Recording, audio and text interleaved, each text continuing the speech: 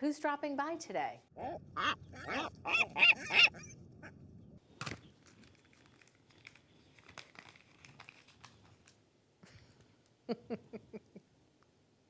I'm joined by Paula Haas from Clean and Dirty Natural Skincare. Thanks for coming by. Thank you so much for having me. It's really a pleasure.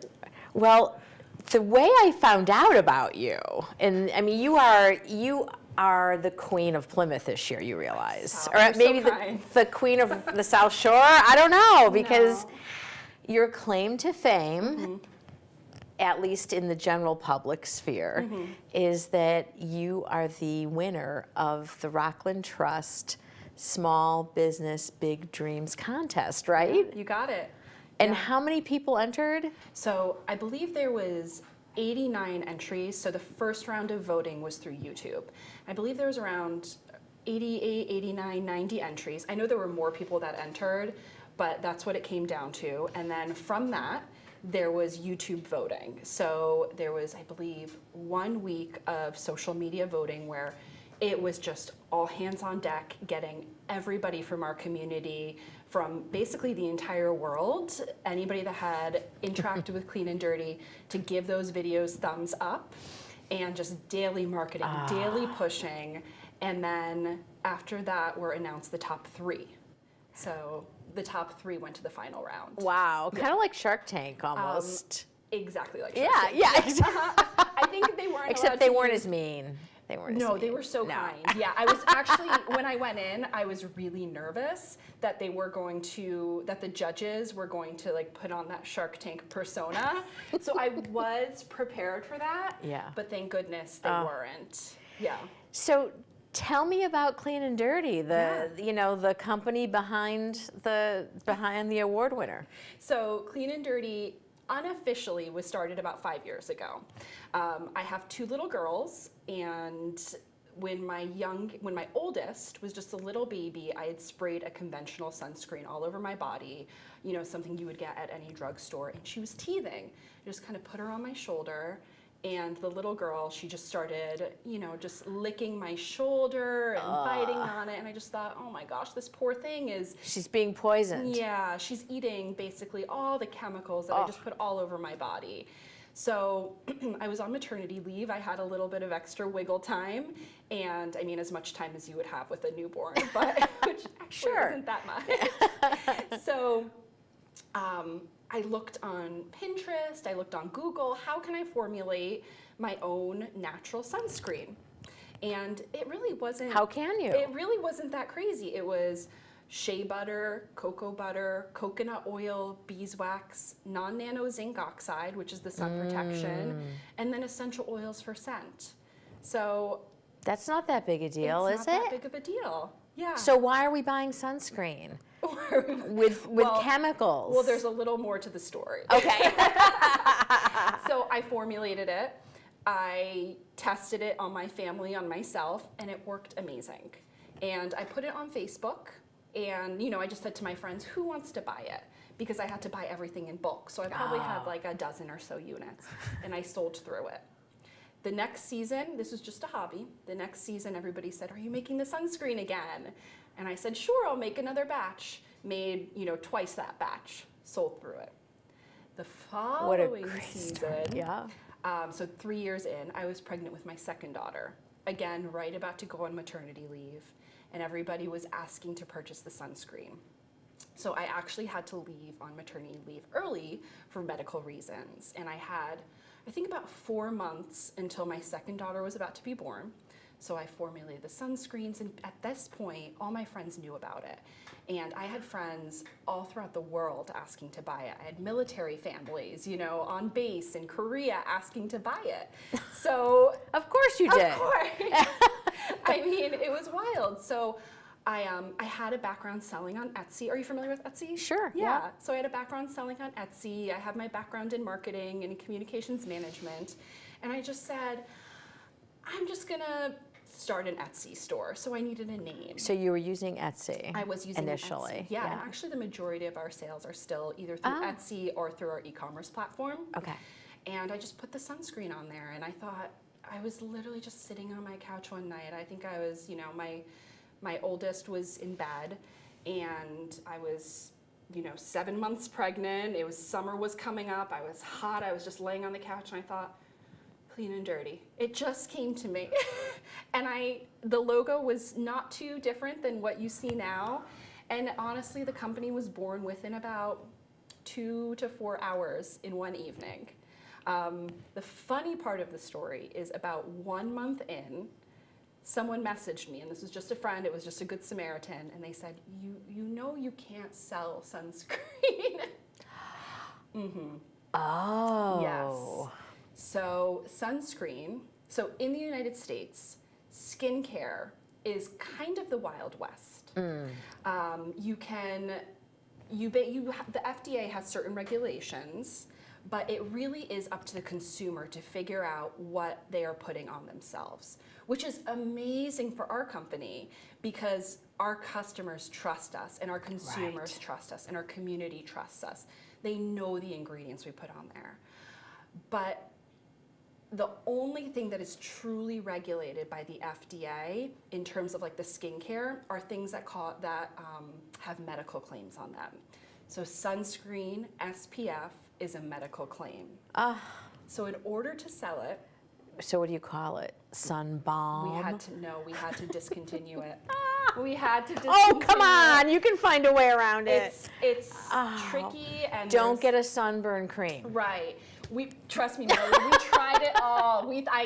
I remember actually sitting there at my kitchen table with my husband and being like, what are we going to do? This is our one product. It's our best seller. Like, I think this is what I want to do with my life. And now we can't sell it. You can, but you need thousands of dollars of independent testing in order to verify SPF protection. That's hilarious. I mean, it's not. It is. It's hilarious. So you pivoted. So you're like, okay, well, what are we going to do now? Yeah. So I I sat there and I thought, okay, what else do I make? Like, what else am I capable of creating? At that point, I was already mixing argan oil, rosehip oil, essential oils to create facial oils. I thought I can do that. So I can make that into our product. Is that one of these? Yeah, by that's any the top one right chance? there. So that is now our luxury anti-aging oil, and it's our #1 bestseller. It's our customers call it. It smells really good. It smells so good. Go ahead. Isn't that good? Heaven. So it's lavender, frankincense, organic argan oil, organic rosehip oil, and that's it. Our customers call it liquid gold. They're obsessed with it. That's fabulous. So that was the first product. Well, the second product after the sunscreen. And then customers, the way we've always grown is asking our customers and our community, what do you want? Where's the gap in your routine? What do you need? And then just figuring out, do those products fit? This is so fascinating because as any woman knows, or any man who's walked through the department store, there's no lack of cosmetic companies. Of course. Yeah. But there is a lack of your imprint and your approach to it. Yeah. It's just extraordinary. Thank you. Well, Paula, thank you so much for coming by and telling what is really one of the best stories we've ever heard on this set. This is fabulous. Congratulations on winning the award with Rockland Trust. Thank you. I think we're going to have you back because I think you have quite a few more good stories in you. Yeah, we definitely do. I would love that. Thank you so much, Marilee. It was so kind of you. Stay tuned. There's more of The Plymouth Show after a brief break to thank our underwriters.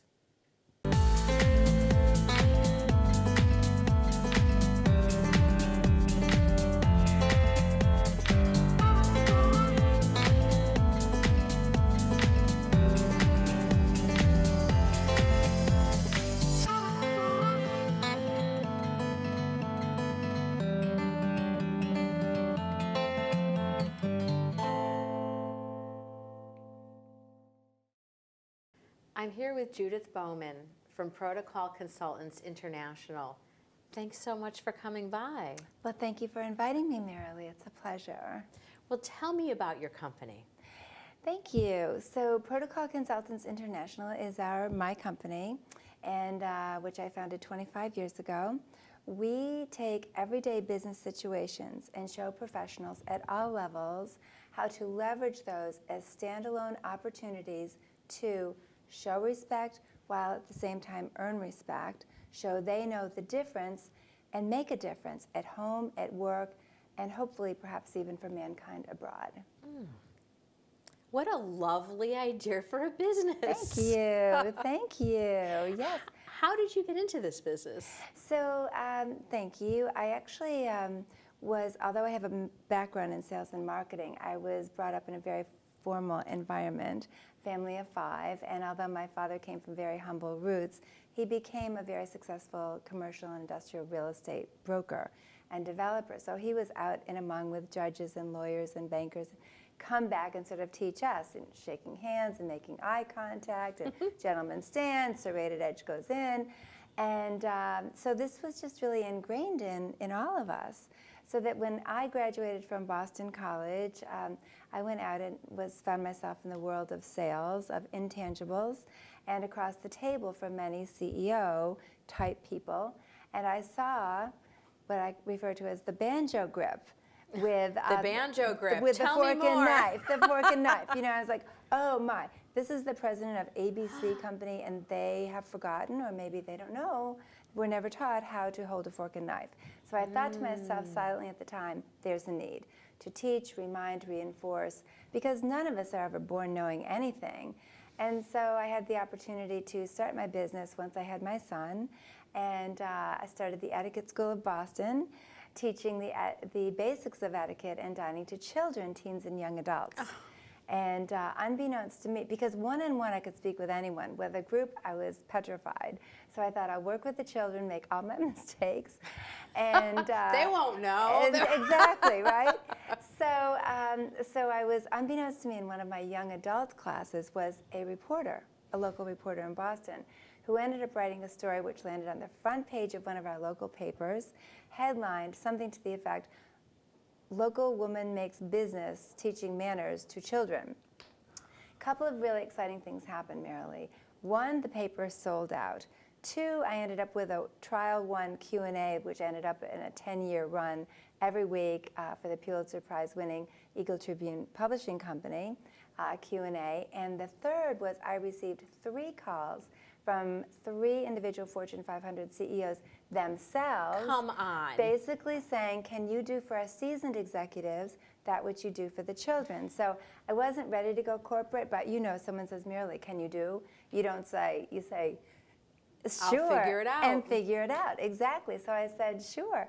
And my very first corporate class was on national television. CBS, NBC, one of the major networks, sent in a film crew from New York. We filmed at Wentworth College, and I was told to get together 50 of my closest friends and family. I was pulling people off the streets. 50 close friends and family, that's a pretty big number. Exactly, exactly, for a mock class. Daunting, so, yeah. Needless to say, I was very relieved when that was behind me, and I went corporate after that. What a fabulous story. So thank you. Well, and not only are you a speaker and a teacher, but you are an author of 2 books. Now, I know it looks like we have more than 2 books on Plymouth Rock, and that is because one of the books has been translated into 16 languages, had you said? Yes, thank you. And you're holding up my very favorite. This is the Chinese simplex variation. I love the top hat and cane. But I'm very fortunate that the book has been very well received. It is sold in 16 countries and translated into 14 languages. That was my Don't Take the Last Donut book. My second is How to Stand Apart at Work. And that's what I have here. Yes. And so thank you for this. You're most welcome. So transforming fine to fabulous, which is actually, and I'm working on my 3rd book entitled World-Class Civility, which has to do with my foundation, the National Civility Foundation. Now, we're going to have to bring you back. When that 3rd book comes out, please notify me. Thank because you. we would love to With have great you. pleasure. Yeah. Thank you so much. And I remember seeing an announcement about the Day of Civility, which you sponsor.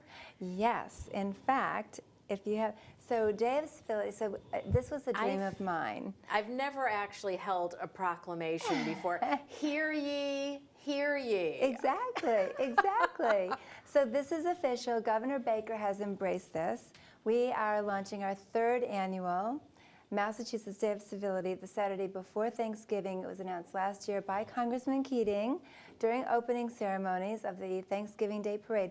This is the first initiative of the National Civility Foundation. So thank you. And our 2nd initiative has to do with the training, education, certification initiative for actually teachers who serve as role models and mentors to our students, next generation leaders. So I'm very excited about my foundation and the direction. This sounds like something that just doesn't happen like this. I have a feeling that this was marinating for a few years. Thank you. This has been a long time dream of mine. I'm so thrilled that it's being embraced. I do believe there's a reason for everything, and the state of the world, the state of the country, the state of the state, civility is something, it's timely, it's so much needed, and we're very excited to be at the right time in the right place. Oh, that's quite extraordinary. Thank you. Thank you. Now, you're clearly an expert in the topic. Tell us about your background in education. So, you know, that's an interesting, thank you, I appreciate that. So I'm an English major from Boston College. I attended Harvard, where I say I took the best course of my life in effective business communications, oral and written. But basically, my entire company, my raison d'etre in this is just really because there's a need. There's a need to demonstrate respect and show, especially in the foundation, everyday random acts of kindness, because in so doing we make other people feel very good about themselves, and it makes us feel pretty good too, right? Just by extending ourselves a little bit. So in my company, in my business, we bring it to a corporate level, and we'll leverage an everyday random business situation such as a business card exchange or an introduction or the art of small talk and conversation skills, things that help break the ice and place other people at ease to advance critical interpersonal relationships. So the key is trust in the world has been severely compromised, yes? And so our challenge, of course, individually and collectively, is to restore that trust, because without it, there's no relationship. And despite all of our amazing high technological advances to connect us, the fact is we've never been more disconnected. And so this is all about, again, taking an everyday business situation to speak to very specific nuances, to show people, really spoon feed. This is exactly what you say, what you do, and how to conduct yourself in every business situation. And these are so subtle, so gentle, others may not even realize what you're doing. They'll just know that you made them feel pretty good and pretty well respected. So there's a little magic in it too. A little magic, little pixie dust. Yes, exactly, exactly. Well, thank you so much for your work making Plymouth and making the world a more civil place. Oh, thank you. I'm honored to be your guest. Thank you, Marilee. Thank you. Thank you. Thanks, Judith Bowman of Protocol Consultants International, for appearing on The Plymouth Show. Find information on what guests and episodes are airing when at our website, theplymouthshow.com. I'm joined by Bob Hollis, founder of the Plymouth Recovery Center. Thanks so much for coming by. Oh, thank you for having me here. Well, you started the Recovery Center, I think it opened in the summer of 2017? That would be right. Okay, yes. Good. I got something right. Okay. Yes. And the story behind this is a difficult and a personal story, and I know you sent over some pictures that and a beautiful video that we're gonna start our discussion with. This is your son Rob, Right. who passed away due to an overdose. Yes. And that situation it sparked in you the desire to help you and your family. Yes. In fact, we knew the problems that we face and anyone faces with addiction. This gave us a great awareness, but it really made us delve into what can we do what resources can we make available to people that are going through it, that say, like we did. And I know you, because we're in the same Rotary group, and so I know that you were very driven to make something happen yesterday, if possible. Exactly. You know, you were a man with a mission. We could have waited for state funding like most places were, but we said, this community is ready, the need is there, we're not going to wait. We just went out and did it, and the community responded. Yeah. And I think the video says a great deal about the kind of work we're doing there. So tell us who's in this picture before we show the video. That's my family, actually. Erica on the left, Jillian beside her, myself, and my wife, Donna. And wanted to make everyone know that it was a group effort. It was a family effort to make sure that this word got out, that first of all, that there's a stigma that we wanted to do away with. We weren't going to hide. We weren't going to sweep it under the rug. This is what happened. And that's the only way that people can respond so we can get help to people. Transparency is so important. Exactly. Yeah. So everyone's been behind that, and they're still behind all the efforts at the Recovery Center. Awesome. Well, let's show the video. Excellent. I think that'll say a lot. Once someone's addicted, they're not your son and daughter anymore.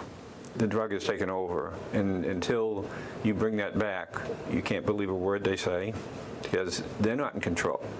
My name's Bob Hollis. I've been a resident and business owner in Plymouth, Massachusetts since the early 80s. Recovery Center came about, unfortunately, due to the death of my son just about a year and a half ago. He had been dealing with addiction for 7 or 8 years. He had just gotten engaged. They were talking about having kids. He was 2.5 years into recovery, and he overdosed and died. It was fentanyl. He wasn't the stereotype of what most people think about of those that are addicted. People have always said, well, these people are weak mentally, or they're morally, something's wrong, that they're off base, they're just different. But no, it's male, female, every economic factor, demographic, you name it, it really has no boundaries. In 2016, we lost 20 people in Plymouth alone.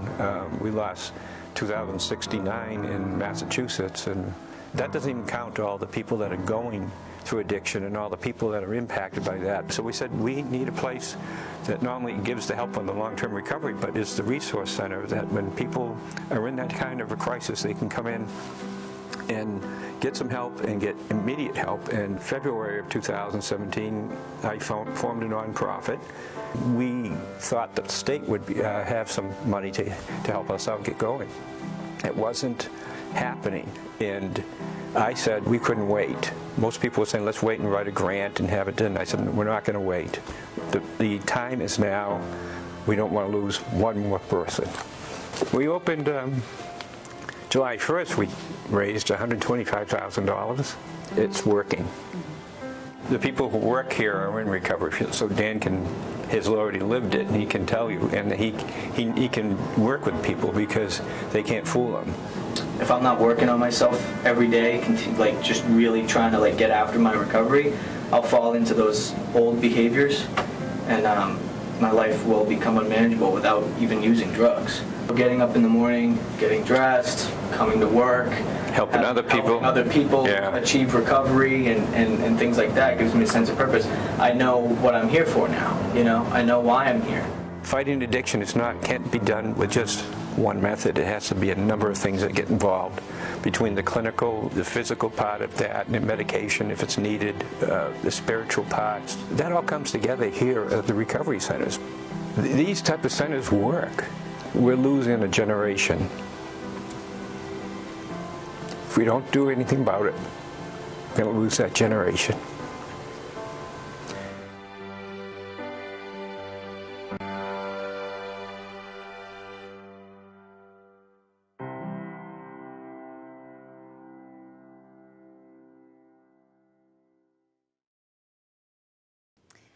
Well, that's quite a powerful video. Thank you so much for sharing that with us. Well, the key is we have to let the community know that they have this resource here, that if there's anyone that has a family member going through it, or if someone's going through it themselves, you're not alone. The people that work here, use the analogy, you know, oftentimes people are down in this big hole, deep hole in addiction, but these people have been in it themselves and they know how to get out. That's so fabulous. And so people have to know that they can come here, They have resources to help them get into treatment, and then the key is once they get out of treatment, here they have a community of recovery that we're building, where people help each other, have peer-to-peer counseling, but eventually some of the people in long-term recovery are helping the people just coming in. And it is a whole community. So the Recovery Center, correct me if I'm wrong, is for anyone in this community who is touched by addiction. Yes, and it doesn't have to be just opioids, it's alcohol and so forth. And we have groups that meet there that are family members, Learn to Cope. It's a great program, meets Monday evenings. We have groups that have lost family members. We have people, programs, of course, for those that are going through addiction themselves and trying to recover. And we actually have parents of substance abuse kids too, so And a so lot of whether things. or not my loved one is actually in recovery, the Recovery Center is there also? Exactly. Okay, so no matter if addiction is touching me in any way, Right. whether I'm the person who's suffering from addiction or someone that cares about someone suffering, Exactly. at any point, the Recovery Center is there to help. Exactly. They'll equip you. You'll go through it with people that have gone through it themselves and, Okay. and can help you in that way. Yeah, boy, it's amazing to think that that wasn't there before, and I can imagine, there's not only the stigma, but there's where do I go for help? Oftentimes, people tell us that they get very frustrated because if they start making a few phone calls and they're going through a very difficult time with addiction, they get very frustrated. Whereas here, we already have lists of places they can go. The people that work here, the counselors, know, and they can get them in because they have the connections. So they can actually help the person get into a treatment program. Absolutely. It's not, you're not handed a list. Right. No, It's they're not going to like sit the down with yellow you. pages. You're going to sit down and they're going to make the calls for you. They'll even arrange the transportation to have them come down and Yeah. to get them. But the key piece is, once you're out of that treatment place, you need long-term recovery. It takes 5 years on average for the brain to come back to some kind of normal brain chemistry. I think we have one picture about that shows your son's coworkers. Yes, yeah. Can we show that? There they are. Great, I mean, he had just worked with them that Saturday, and he had unfortunately died that night, the next Sunday, and they were at work Monday, and this is their tribute to him. He was the guy that got them going to the gym, got them, he was the guy that ate right and so forth. So that's what I'm saying. It could be anyone. Yeah. And just so happens he was sober for 2.5 years. He was in recovery, went back just one time, and with fentanyl, that's all it takes. It was Yeah. one time. Wow. Well, thank you so much for coming here today. I'm glad I could be here. All right. Thanks, Bob Hollis of the Plymouth Recovery Center, for appearing on The Plymouth Show. Find information on what guests and episodes are airing when at our website, theplymouthshow.com.